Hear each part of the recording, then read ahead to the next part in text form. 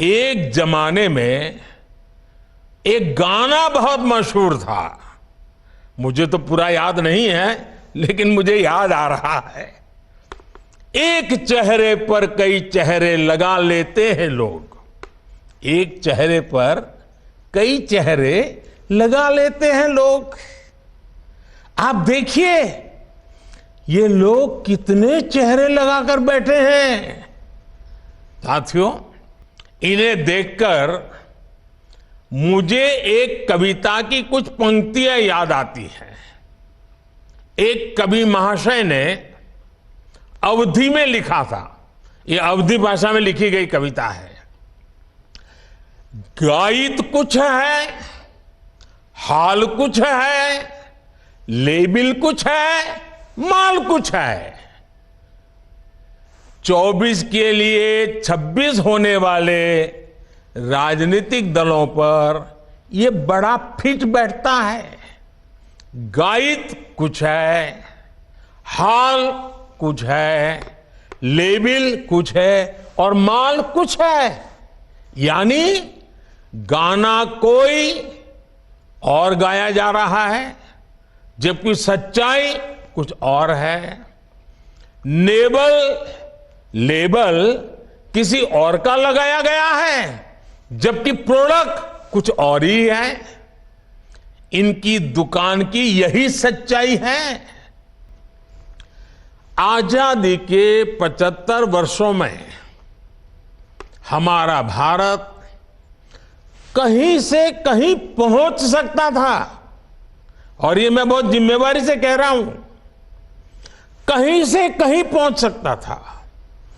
हम भारतीयों के सामर्थ्य में कभी कोई कमी नहीं रही है, लेकिन सामान्य भारतीय के इस सामर्थ्य के साथ हमेशा भ्रष्टाचारी और परिवारवादी पार्टियों ने अन्याय किया। आज देश के लोग 2024 चुनाव में फिर एक बार हमारी सरकार वापस लाने का मन बना चुके हैं, निर्णय ले चुके हैं। ऐसे में भारत की बदहाली के जिम्मेदार कुछ लोग अपनी दुकान खोलकर बैठ गए हैं। इन्हें देखकर मुझे एक कविता की कुछ पंक्तियां याद आती हैं। एक कवि महाशय ने अवधी में लिखा था। यह अवधी भाषा में लिखी गई कविता है। गायित कुछ है, हाल कुछ है, लेबिल कुछ है, माल कुछ है। 24 के लिए 26 होने वाले राजनीतिक दलों पर यह बड़ा फिट बैठता है। गायित कुछ है, हाल कुछ है, लेबिल कुछ है और माल कुछ है। यानी गाना कोई और गाया जा रहा है, जबकि सच्चाई कुछ और है। लेबल किसी और का लगाया गया है, जबकि प्रोडक्ट कुछ और ही है। इनकी दुकान की यही सच्चाई है। इनकी दुकान पर 2 चीजों की गारंटी मिलती है। एक तो ये अपनी दुकान पर जातिवाद का जहर बेचते हैं, और दूसरा ये लोग असीमित भ्रष्टाचार करते हैं। आजकल ये लोग बेंगलुरु में जुटे हैं। एक जमाने में एक गाना बहुत मशहूर था। मुझे तो पूरा याद नहीं है, लेकिन मुझे याद आ रहा है। एक चेहरे पर कई चेहरे लगा लेते हैं लोग। एक चेहरे पर कई चेहरे लगा लेते हैं लोग। आप देखिए, ये लोग कितने चेहरे लगाकर बैठे हैं। जब ये लोग कैमरे के सामने एक फ्रेम में आ जाते हैं तो पहला विचार देश के सामने क्या आता है? पहला विचार देश के लोगों के मन में यही आता है, पूरा फ्रेम देख करके देशवासी यही बोल उठता है, लाखों करोड़ों रुपए का भ्रष्टाचार। इसलिए देश की जनता कह रही है कि ये तो कट्टर भ्रष्टाचारी सम्मेलन हो रहा है, कट्टर भ्रष्टाचारी सम्मेलन हो रहा है। ये लोग गा कुछ और रहे हैं, हाल कुछ और है, इन्होंने लेबल कुछ और लगाया हुआ है, माल कुछ और है। इनका प्रोडक्ट है 20 लाख करोड़ रुपए के घोटाले की गारंटी। 20 लाख करोड़ रुपए के घोटाले की गारंटी। साथियों, इस बैठक की एक और खास बात है, अगर कोई करोड़ों के घोटाले में जमानत पर है तो उसे बहुत सम्मान की नजर से देखा जाता है। अगर पूरा का पूरा परिवार ही जमानत पर है तो उसकी और ज्यादा खातिरदारी होती है। अगर किसी दल का कोई वर्तमान मंत्री भ्रष्टाचार के मामले में जेल जाता है तो उसे एक्स्ट्रा नंबर देकर स्पेशल इनवाइटी बुलाकर बुलाया जाता है।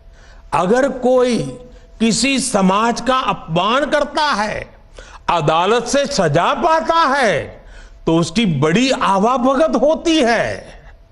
अगर कोई अदालत से करोड़ों के घोटाले में दोषी पाया गया है तो इस बैठक में शामिल होने की उसकी क्वालिफिकेशन और बढ़ जाती है। बल्कि ये लोग तो उससे मार्गदर्शन मांगते हैं। भ्रष्टाचार को लेकर इनमें बड़ी आत्मीयता है, बड़ा प्रेम है। इसलिए 20 लाख करोड़ रुपए के भ्रष्टाचार की गारंटी देने वाले ये लोग बड़े प्रेम से, बड़ी आत्मीयता से आपस में मिल रहे हैं। साथियों, भ्रष्टाचार की इस दुकान में जुटे हुए ये सभी परिवारवाद के कट्टर समर्थक हैं।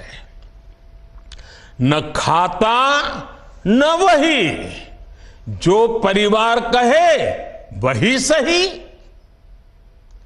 लोकतंत्र के लिए कहा जाता है of the people, by the people, for the people. लेकिन इन परिवारवादियों का मंत्र है of the family, by the family, for the family. Family first, nation nothing. इन लोगों का मोटो है, इनकी यही प्रेरणा है। ये लोग देश के लोकतंत्र को, देश के संविधान को अपना बंधक बनाना चाहते हैं। इनके लिए मैं यही कहना चाहूंगा, नफरत है, नफरत है, घोटाले हैं, नफरत है, घोटाले हैं, तुष्टीकरण है, मन काले हैं। नफरत है, घोटाले हैं, तुष्टीकरण है, मन काले हैं। परिवारवाद की आग के दशकों से देश हवाले हैं। साथियों, इनके लिए देश के गरीब के बच्चों का विकास नहीं, बल्कि अपने बच्चों का, अपने भाई भतीजों का विकास मायने रखता है। कल आप देखते हैं कि देश में स्टार्टअप बढ़ रहे हैं। हमारे युवा बड़ी संख्या में पेटेंट करा रहे हैं, ट्रेडमार्क रजिस्टर करा रहे हैं। पोर्ट की दुनिया में मेरे देश के नौजवान छाए हुए हैं, बेटियां कमाल कर रही हैं। ये युवा शक्ति हमारे देश में पहले भी थी, लेकिन इन परिवारवादी पार्टियों ने कभी देश के सामान्य युवा की शक्ति के साथ न्याय नहीं किया। इनकी एक ही विचारधारा है, एक ही एजेंडा है, अपना परिवार बचाओ, परिवार के लिए भ्रष्टाचार बढ़ाओ। इनका कॉमन मिनिमम प्रोग्राम है देश का विकास रोकना, अपने कुशासन पर पर्दा डालना और अपने भ्रष्टाचार के विरुद्ध कार्रवाई को रोकना। अब देखिए, ये जो जमात इकट्ठी हुई है ना, उनके कुनबे में बड़े से बड़े घोटालों पर, अपराधों पर इनकी जुबान बंद हो जाती है। जब किसी एक राज्य में इनके कुशासन की पोल खुलती है, तो दूसरे राज्यों के ये लोग फौरन उसके बचाव में तर्क देने लगते हैं। कहीं बाढ़ घोटाला होता है, किसी का अपहरण होता है, तो कुनबे के सारे लोग सबसे पहले चुप हो जाते हैं।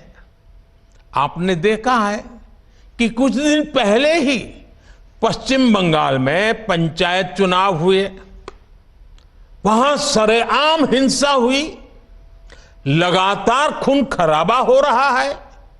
इस पर भी इन सब की बोलती बंद है। कांग्रेस के, लेफ्ट के अपने कार्यकर्ता वहां खुद को बचाने की गुहार लगा रहे हैं, लेकिन कांग्रेस और लेफ्ट के नेताओं ने अपने स्वार्थ में अपने कार्यकर्ताओं को भी मरने के लिए छोड़ दिया है। राजस्थान में बेटियों से अत्याचार हो या परीक्षाओं के पेपर लीक हो रहे हो, इन्हें कुछ दिखाई नहीं देता। परिवर्तन की बातें करके जनता से विश्वासघात करने वाले जब करोड़ों का शराब घोटाला करते हैं, तो ये कुनबा फिर उन्हें कवर देने लग जाता है। इनका कट्टर भ्रष्टाचार उन्हें तब दिखाई देना बंद हो जाता है जब देश की कोई एजेंसी इन पर कार्रवाई करती है, तो उनका टैप रिकॉर्डर शुरू हो जाता है। कुछ हुआ ही नहीं, सब साजिश है, हमें फंसाया जा रहा है।